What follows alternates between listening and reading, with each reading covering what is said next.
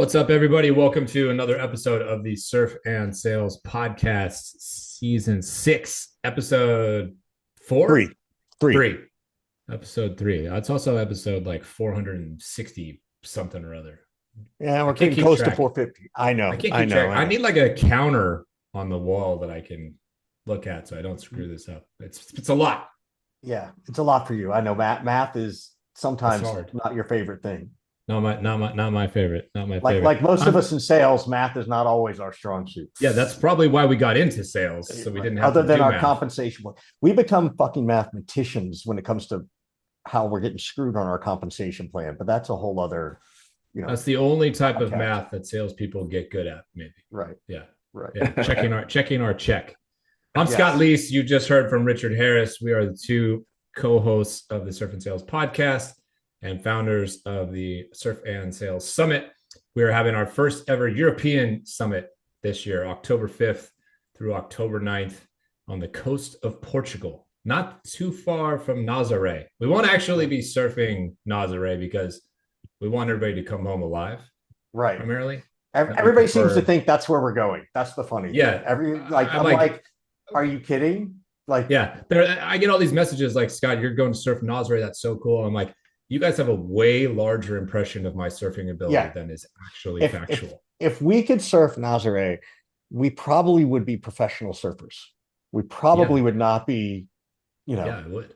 doing Yeah. this, slinging sales. My content would be way better, way cooler. Yes, Yeah. yes. So We're here with Brian Smith, who's the founder and CEO of Strategy Ladders, man living in Mexico, actually lives in Mexico City now. And he's going to talk to us a little bit about what he's up to, some of his thoughts on sales and revenue growth, as well as maybe the possibility of Mexico City being an up and coming startup and tech hub. What's up, Brian? Welcome to the show, man. Thank you guys. Thanks for having me. yeah, Yeah. I have a question. How do you guys know each other? Just LinkedIn? Is it just one of those things, or I think it was just LinkedIn. Yeah. yeah? Yeah. Okay. I Yeah. think I Sometimes picked you bond over the hatred of other people's content. This You know? that's easy for Scott to do. So Brian, I don't know Well, you well yeah. enough yet. Hey, you know what? I love calling out the influencers, and we were talking about math. That's one of the things that I would do. They would talk about how much time they spend online and things like that. And I'd say, okay, based on this, outside of LinkedIn, like if you want to work an 80-hour week, you might have 20 hours to work on something that actually makes money or calculate things like, revenue per follower and showing that their approaches don't work for most people. So Revenue I per follower is a I was pretty just going to that's a catch on pretty that. interesting metric, actually. yeah. I was gonna say, there's some math we could do. Yeah. So I'm gonna do my math right now while Brian maybe expands upon what he's up to, what he does at Strategy Ladders, and how he calculates this. Well, Revenue per I can start follower. with revenue per follower because it's such a fascinating thing because what you'll see is usually once people get to about 40,000 followers, the revenue per follower starts to drop. And once they get into the Mm. 100,000 follower range, many people are in the low single digits in terms of revenue per follower. Whereas like we have clients that are, maybe 4 or 5,000 followers and they're in the thousands of dollars when it comes to revenue per follower because they have a very focused ICP. And so if you follow somebody like, I don't know, let's say a Luke Scott Matthews, Leese. Let's just uh, say Scott Leese. Yeah, but let's pick on me. at some of these people that have shared their numbers over the years, they actually have, low single digit revenue per follower. And so if you're then following their business model, but you've got, say, 10,000 followers and they're making let's say $2 per follower, which is pretty standard for a lot of these folks, then are you going to be happy at 10,000 followers making $20,000 a year following in their footsteps? So it is a very, very interesting thing when you start to break it down and you realize that a lot of the LinkedIn, quote gurus out there are actually sharing with you approaches that only work at extreme scale and don't apply to the average business owner or the average person on LinkedIn. Okay, so I'm gonna give you my 2024 revenue per follower metric, and you can tell me if it's good, bad, or ugly or embarrassing. So I'm putting myself, this is a risky move for me right here, Yeah. Richard. Yeah. You usually like talking about how much money you make. Although I've noticed in Well, the last but year, this you've kept this your is mouth shut. potentially, but this potentially like I heard that dig, by the way. I heard that. But you All right, have. You've ready? kind of No, gotten no, no. less, you know. Well, yeah, because it's just like more of a maintenance kind of thing, less about like crazy growth and whatnot. Anyways, you ready? It's Yeah. $13.68. Nice. Yeah, you're doing Is better that good? than most people who position themselves as influencers. Ours, I'll if take you it. if you look at our business, last year mine was pretty close to $250 per follower. Woo! And that when you start to look at the benefits of scaling your follower base versus staying very ICP specific, you'll find that like you really got to make a choice. And there's people that have scaled up, like initially scaled their follower base and then tried to target down. Like a well-known one is, I mean, let's see. So we've got um, I'm drawing blanks on names at the moment. I'm sitting here trying to pull up people's names that I usually don't talk about influencers. So, but you will. Why am I But drawing a blank? this is part of what you do though. Like you Yeah, help agencies, consultants, service providers, like you help them grow from X to Y. You help them break through those like that's million exactly dollar what. numbers and stuff like that, right? Yeah. So what So we work with agencies that have already started that typically are anywhere in the $1 million to $2 million range on the low end, help them scale and ultimately get the founder or owner out of the business entirely. And so typically that means taking them up to 8 figures. We typically are able to get our clients to grow much faster than they ever thought possible. They tend to, come to us and say, I want to grow 20, 30%. And we're like, okay, how about like 4 or 5x? And focus them on high growth because in a service business, you can actually grow very, very fast. And it's frankly a lot more painful to not. And so we are working through not just positioning, offer, but we're also working through operations, leadership, even things like mindset. So it's really a holistic mm. approach. We only work with clients that are service based, have no physical product, and are not direct to consumer. This sounds like exactly like what I asked Scott when I say, Scott, what do you do? Because for a long time, I had a hard time understanding what does Scott do for his business. And it's a true story, right? Like, I kind of do it took a while to kind of figure it out. So are you trying to say that's how you feel about Brian right now? a You're not little bit, I'm exactly trying to sure what really Brian is. understand, like, when you go into a business, right? You're growing them from 1 million to 20 million or whatever it is. Mhm. How does that maybe, where's my confusion? How does that tie back to the LinkedIn number thing? Because part of my question around the LinkedIn number thing is, well, that's only if your revenue is sourced straight from LinkedIn. Well, we use LinkedIn in an interesting way. So if you think about B2B services, your offer is your business. And most of our clients are able to source their their clients through LinkedIn. And so when we get into a business, we Mm-hmm. actually use almost even before we touch their offer, we start building a pipeline on LinkedIn so that then we have a sales funnel then where we can test their offer, their positioning, their messaging, their USP, their value prop, because otherwise we're just sort of doing it in a workshop mode. And Got it. LinkedIn allows us to dial in the ICP. It allows us to dial in, the messaging. And if we can't get somebody to land a client through LinkedIn, and there's certain industries this doesn't work for, but the vast majority of B2B industries we can do this with. And so LinkedIn really is that laboratory where we test this. And we want to keep that going because, again, if your offer is your business, if you think about as you grow your business and the founder starts to move out of it, your business is changing and therefore your offer actually has to change. So people think like they can hire a consultant and come in and just dial in their offer and be done. But the reality is that your offer has to continually morph, change, and evolve as your business morphs, changes, and evolves, just like the market.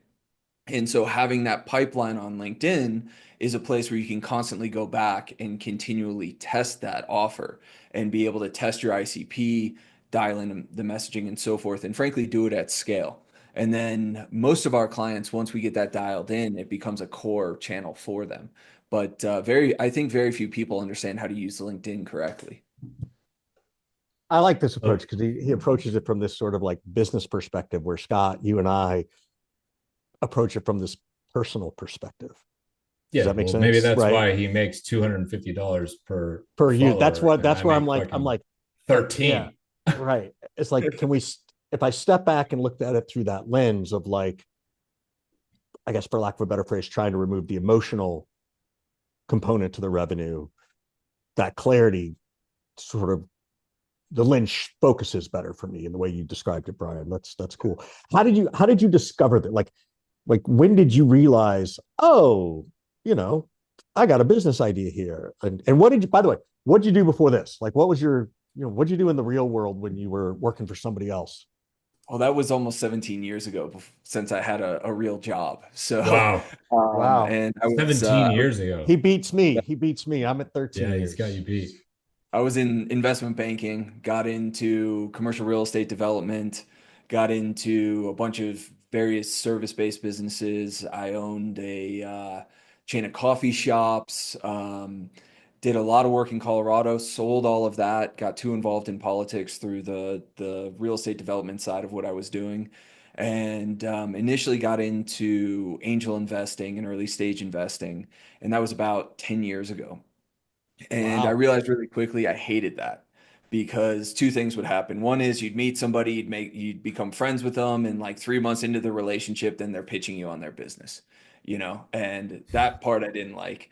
The other was that oftentimes when you actually did invest, what was best for the business and best for your investment was the worst possible outcome for the founder or very bad for the founder. And so I actually decided to make the switch into coaching and consulting. And so I've been coaching and consulting for the better part of the last decade. I've worked with thousands of founders. And during that time, we started a group called the Founders Organization, which prior to COVID, we had about right around 1,500 members, all founders doing over $2 million in revenue in companies that they founded in 35 cities throughout the US. I had stepped back and sort of decentralized that business prior to COVID, and now there's only about 8 of those chapters still operating because the core of it was in-person Mm. meetings. And then I went back to doing quite a bit of consulting. I've started a number of agencies, started one post-COVID. And then about 3.5 years ago, I was doing all this consulting work and I've built a number of businesses and been partners in a number. And I realized, hey, look, if I want to get to where I want to be, and this is right after I moved down to Mexico, I said, look, I've got to figure out how do I scale. And one of the things that I focused in on was B2B service businesses, because with B2B services, there's only about a dozen levers that you can really pull in order to influence the business. Um, Add a supply chain that's exponentially higher. Add direct to consumer, it's exponentially higher. So it allowed me to really focus in on businesses I knew that I could make a material impact on. And then from there, we've been building the team and bringing in other folks that have scaled eight-figure B2B companies, as well as a whole support team to help our clients scale quicker. And how has being in Mexico been advantageous for you to grow and scale the business as opposed to being back in the States? I think a few things. One is even starting out on LinkedIn, the algorithm has changed quite a bit just over the last 3 to 4 years. Uh, I Feels got like a three to lot of four it. days, if you ask me. Yeah, three Every to four three to days. 4 days. It used to be it changes every 3 years. Now it changes every other day. Yeah. But it did, initially that helped me stand apart. At the time, I was living in La Paz in Baja California Sur. And so when I was solo, it really gave me a way for people to identify, hey, I want to work with this guy because he's living abroad, he's not in the States, he's living a lifestyle that I identify with. Mm-hmm. Over time, actually living in La Paz, I think, became a little bit of an impediment to the growth because we Hmm. we were so isolated. It's about 2.5 hours from Cabo. It's a hour drive to Cerritos if you want to go surfing, but it is not the type of place that people just pass through or come to easily. So all of my peers there that were entrepreneurs were running bars or tour companies. And so moving to Mexico City actually dramatically accelerated everything because this is, cost of living is one thing. Your rents you can pay similar to what you might pay in a medium-sized city in the US to live in a nice area, but you can get a lot of support that you wouldn't otherwise be able to get. And it's given me access to understanding how Latin America kind of functions a little bit differently. Before we hopped on here, we talked a little bit about the quality of talent that you can get down here in Yeah. Latin America. So, a huge portion of our team is based here in Latin America. In fact, there's been roles where we've gone out with, budgets that we built for hiring someone in the US and actually found somebody at a fraction of the price, far more qualified than any of the candidates that we were able to find in the US here in Latin America. And so it's opened up that door as well as, the culture here in Mexico in particular is very warm and open. If somebody says like, "Hey Scott, come stay at my beach house in Puerto Vallarta," and you don't follow up with them within the next couple of months, they're going to pick up the phone and say, "Hey Scott, when are you going to come stay at my beach house?" Hmm. Right? Like I actually mean it. Whereas in the States, if somebody says that, typically they're like, "Oh, well, sorry, I think it might be Yeah. busy then." Yeah. Not a good time. Yeah. And so there's this openness that then extends into also the expat and entrepreneur community. So, before I moved to Mexico, I lived in LA, and everybody kind of has their bubbles and their different industry groups and so forth. Here in Mexico, particularly in Mexico City, you'll find that those bubbles don't really exist, and people move between all of these different groups very, very easily. You'll be invited, you'll meet somebody who's also an entrepreneur, and you're invited to their house to have dinner with a bunch of other entrepreneurs the next week. I am in this office building here at least a couple times a week. Somebody just stops by, opens the door, and says, "So your office looks strange. What the hell do you do?" And it's a very open, communicative environment. And so I think it's one of the things that's also done is help accelerate just the velocity of connections, as well as, we've started having events for our clients here in Mexico. And for me, Mexico City is day to day, but for a lot of people that don't necessarily travel a ton, Mexico City is pretty exotic. And so Right. it gives a really unique opportunity for people to come down here, feel like they're actually getting into another global entrepreneur community Yeah. and experience things a little bit differently. So, and the other thing is too, when you live in a place that you didn't grow up, there's this ongoing just engagement with your surroundings. Everything's just a little bit different or a little bit exotic, so you're more engaged than if you're in the town that you grew up in, for instance. And so I've been able to take that and been conscious of that and try to bring that to my business as well.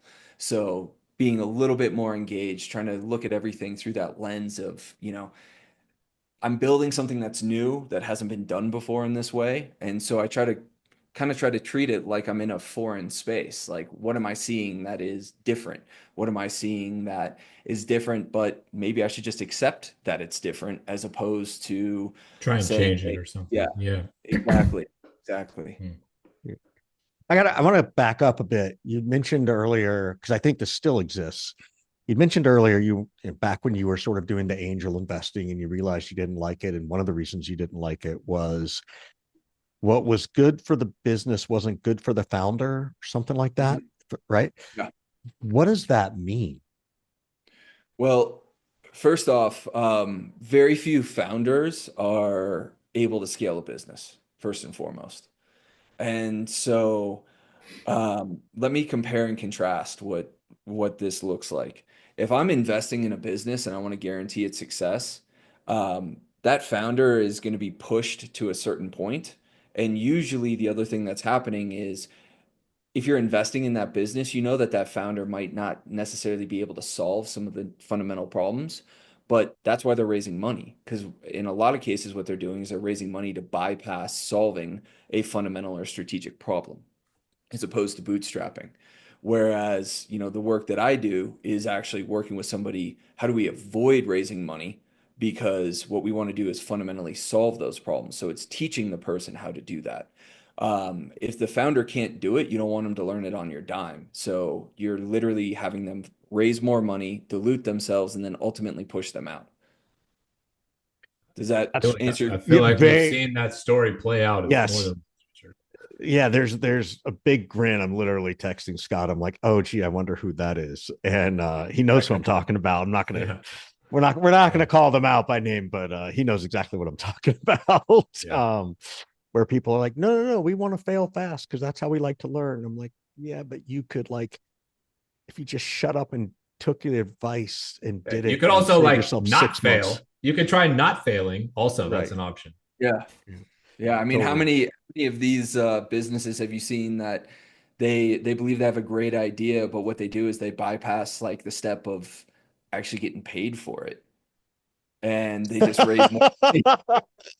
Now we're talking about this. Does he know the same people I'm talking about, Scott? He might. He He might. might. Oh my gosh. Oh yeah, we know. Yeah, they're really good at everything except collections. Yep. Yeah. Right. Yeah. Yeah. That's right. Yeah. Totally. Totally. Their Totally. verbal board is strong. The Yeah. verbal board is yeah. Oh my God, that's too funny. So, where did you grow up? Did you grow up? I mean, did you grow up in the States, I assume?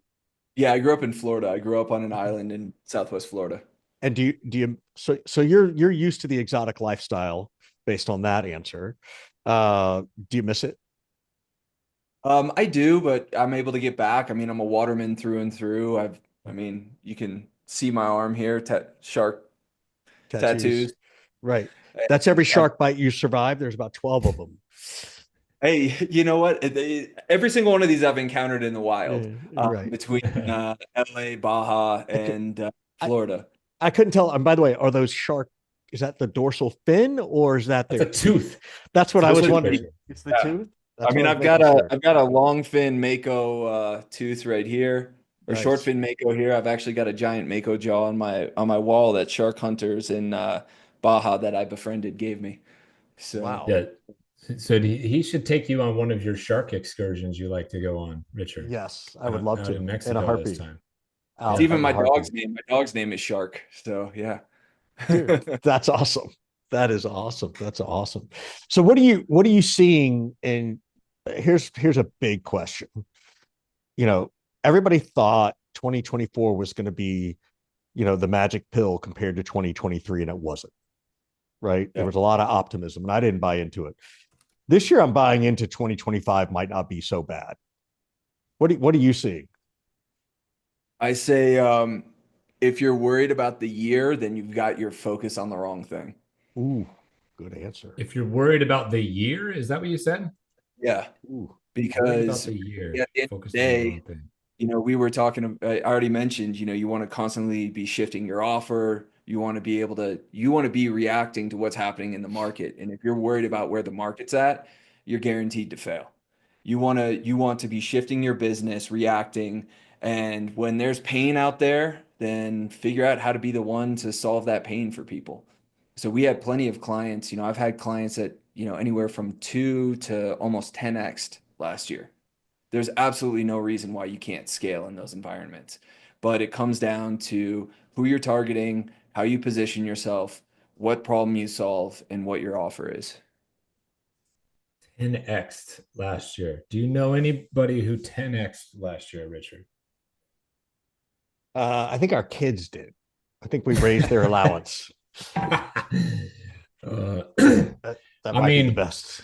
I can think of a few companies A that few, grew and scaled pretty well. 10x that's pretty big, pretty phenomenal.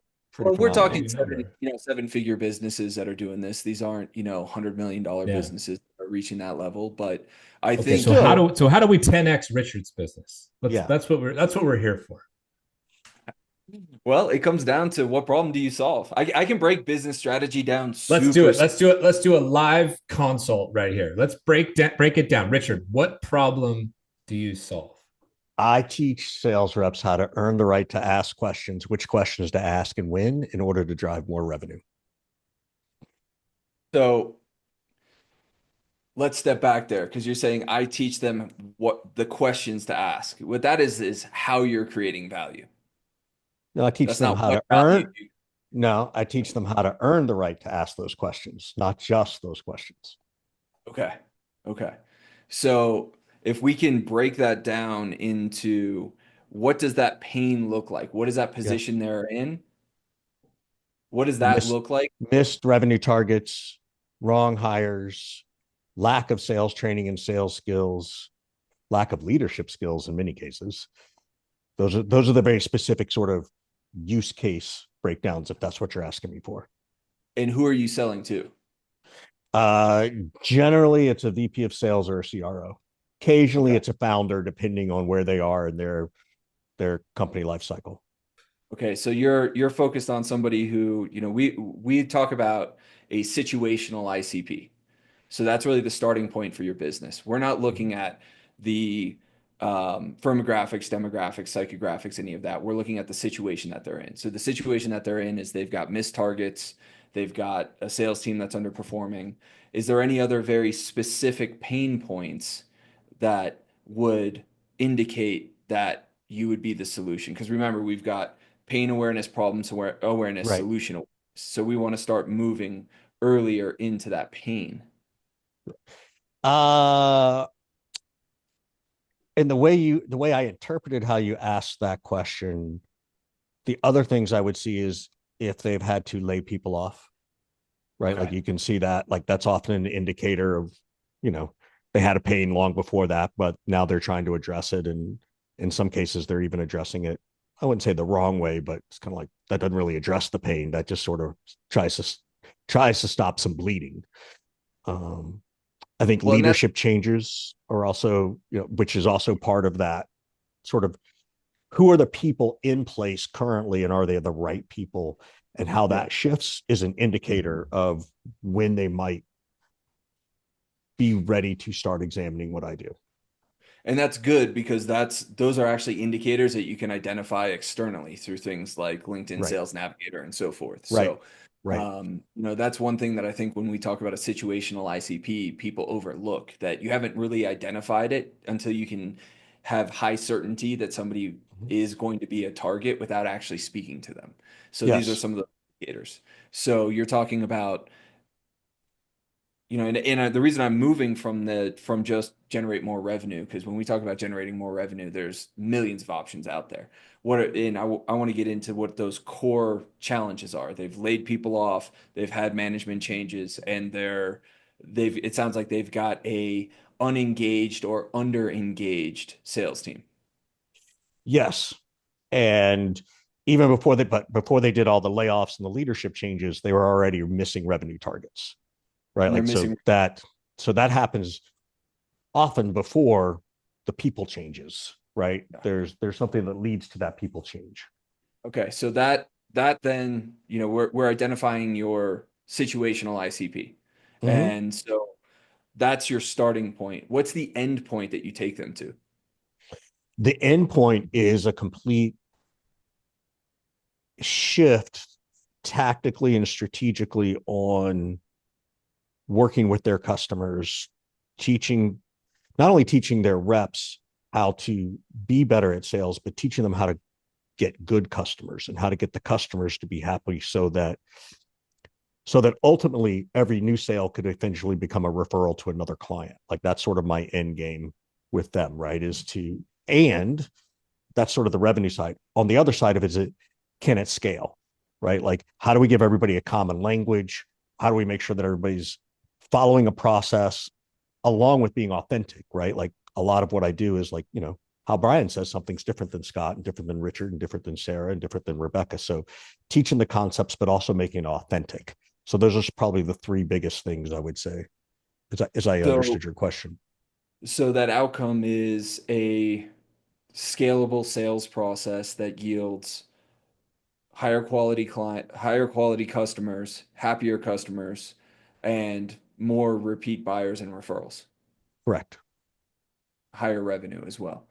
Right. So I would define like if you could actually measure that in some way, shape, or form, because what we actually look at is what we call a non-monetary measure of success. That's what is that outcome Mm. that you clearly define that you're in business to create. We don't use mission and vision and all of those things.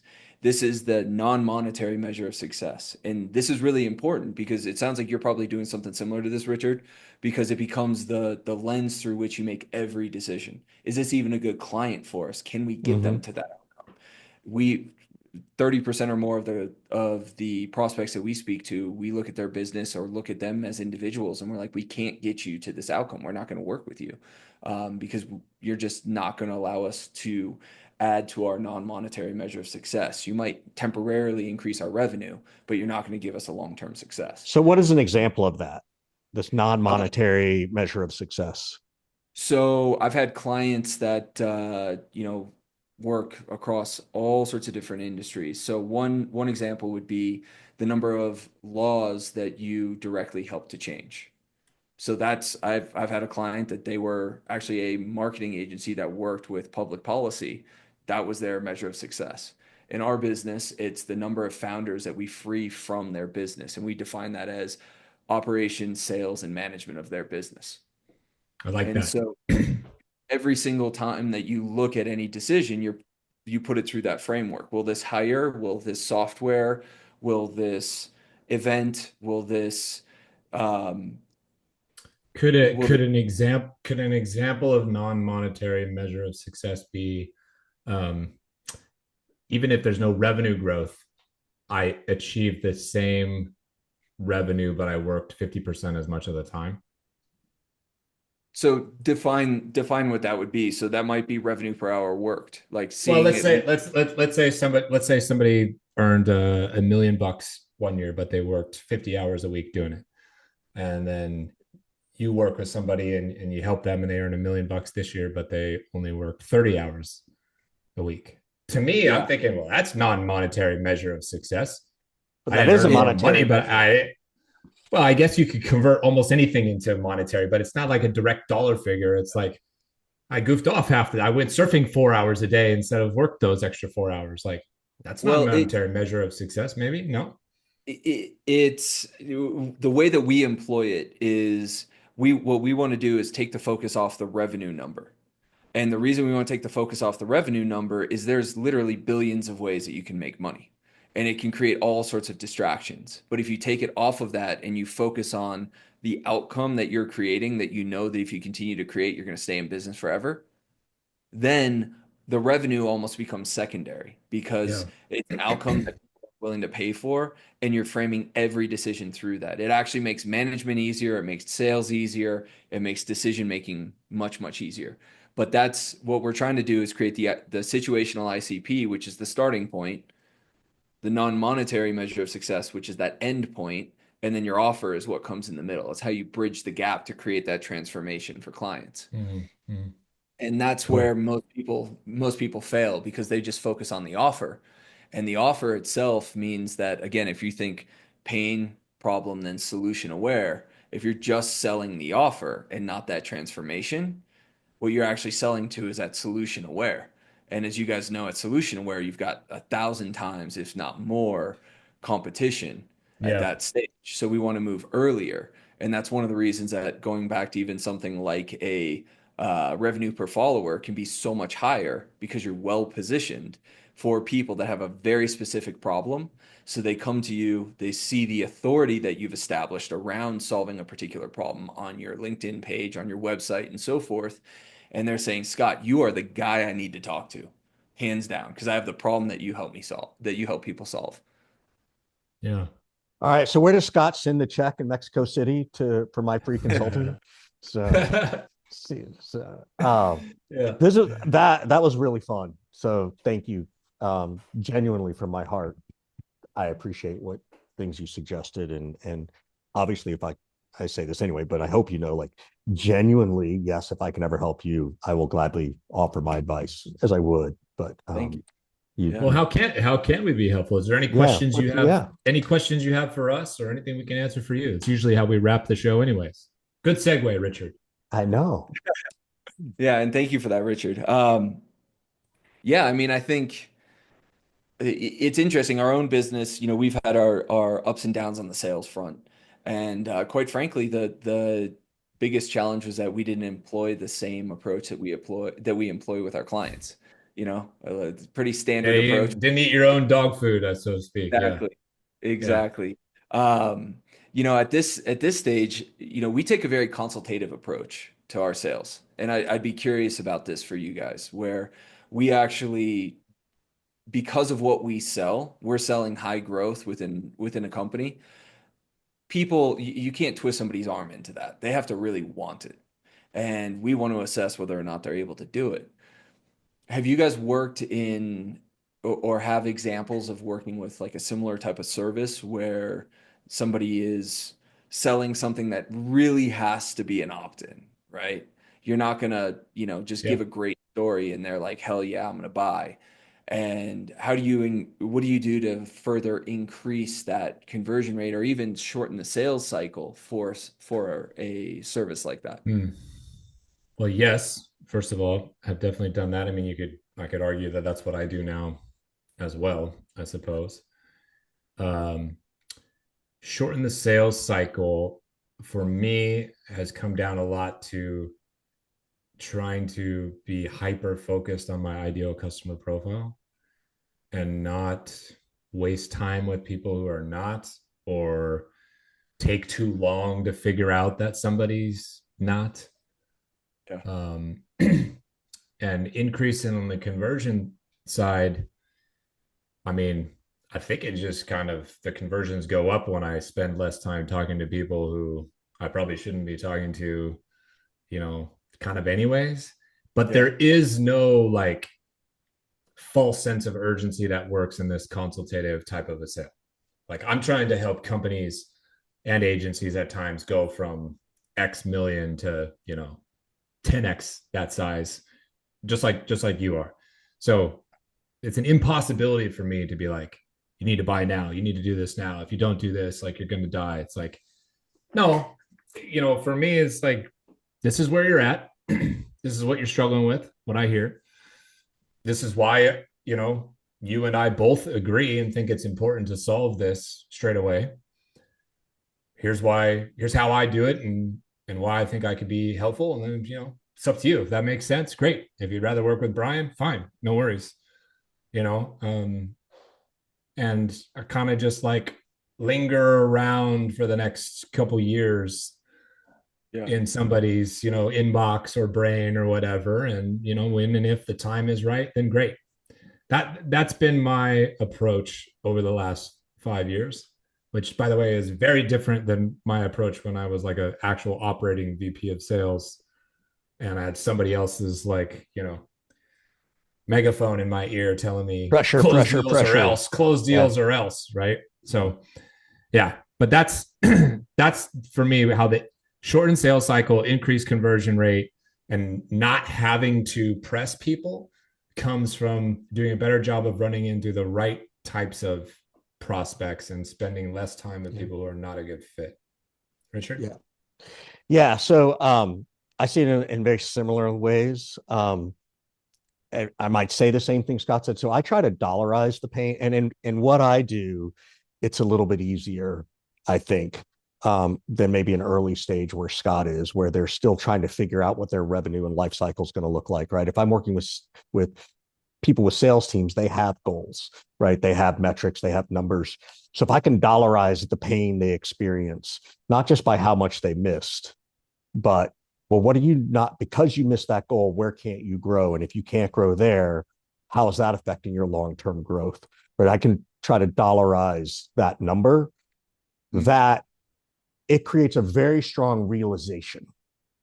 Right? Now, whether they're willing to accept that realization in a sense of urgency to try and do something about it, I can't always force that piece, right?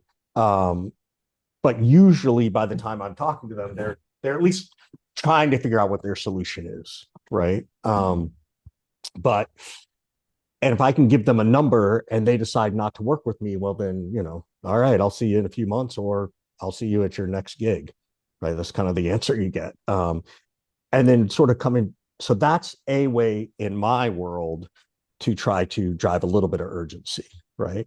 Because if they don't dollarize their pain beyond, well, we just missed our targets, then they're not looking deep enough, right? I get very similar to you, Brian. I get very use case specific, right? Like when people come to me and they say, well, I need negotiation training. I'm like, well, what part? Like negotiating who the decision maker is, or negotiating price? Or if you suck at negotiating price, it's probably because your discovery skills suck, not because you're stuck at negotiating. Like very similar situational use case stuff, right? Similar to Scott, I think you build your funnel in a lot of ways, right? Like LinkedIn is a part of the funnel. I don't mind traveling as much as Scott does. I don't mind doing some of the stuff that being part of groups and sort of going to events and being a speaker, knowing that in 2 years someone's going to come back to me. Scott has his version of that. It's just different. Like it's not that he doesn't do it. I know how he does it just differently than I do. So that's sort of a long-term funnel where you can't drive any urgency. You're driving that awareness, right? Yeah. That kind of stuff. So that's, if I understood the question, those are probably the two best. And increasing conversion rates, that's actually a good one because it's a measurement I'm going back to look at for 2024 and 2023 because business went so down. For me, like 23 was, dropped for everybody. 24 was a little better, but I'm like, okay, well, what could I have done in my conversions? And why in 24 did I all of a sudden have 2 or 3 much bigger deals than sort of my smaller deals? Like what's going on in the industry around which indicates they're bigger ICPs, they have bigger sales teams, they have like I found some things. And so now I need to go to your advice, go focus on those pieces to see, back to Scott's thing of like, gosh, if it takes me, 25 or 30 clients to hit my goal, but I could do it with 15 clients, right? Am I working less? I don't know that I'm working less, but I'm probably not working as hard because it's fewer clients, right? Like there are sort of some things. So anyway, so that's sort of my answer. So Yeah. this is probably the best strategy conversation I've had. So Scott, thank you for setting this one up. And Brian, thanks for making me think hard, making me really... Brian's going to send me the invoice. Absolutely. You're the one who asked the question. I didn't ask for any help. Brian, thanks again for spending some time with us, man. We really appreciate it. What's the best way for people to learn more about you and what you guys do over there? Yeah, you can find LinkedIn. You can find our website, strategyladders.com. You can go to LinkedIn. I think I'm the only Brian Smith on LinkedIn. And then we also have a podcast, which is another way that you can kind of see us dive into these topics more. It's all the first, I don't know, we're now in season 2, but the first season was all the people on our team talking through a lot of these topics. So it really goes deep. If you like strategy, if you like really understanding sort of the dilemmas that founders face, it's a great place to learn more. What's the name of the podcast? It's called Strategy Ladders. All right, sweet. All right. He took a play out of our playbook with Yeah. really different podcast name than company name. By that I mean it's the same name. Simple. It makes branding so much easier. Yeah, why try to build 2 brand names at once? It's hard enough out there. Exactly. All right, everybody. We appreciate you listening and spending some time with us. Hope you learned a little bit. We enjoyed Brian spending some time with us, and we'll see you all next time on the Surf and Sales podcast. Thanks, Brian. Thank you, guys.